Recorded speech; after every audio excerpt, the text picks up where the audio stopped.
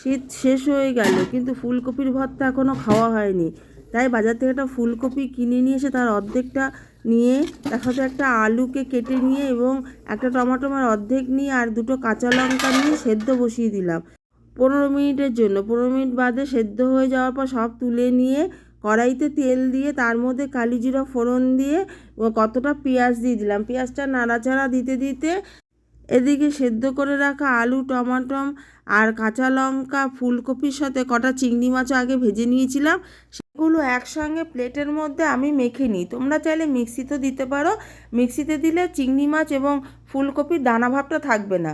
তারপরে কড়াইতে সেগুলোকে দিয়ে নুন, চিনি, হলুদ দিয়ে পরিমাণ মতন ভালো করে কষাতে থাকি। যখন শুকিয়ে আসবে তখন ধনেপাতা দিয়ে প্লেটে নামিয়ে ফেলবো। নামিয়ে তার মধ্যে উপর দিয়ে একটু সর্ষের তেল দিয়ে দেবো। যেমন দেখতেও সুন্দর হয়েছিল, খেতেও সুন্দর হয়েছিল ফুলকপি আর চিংড়ি মাছের ভর্তা।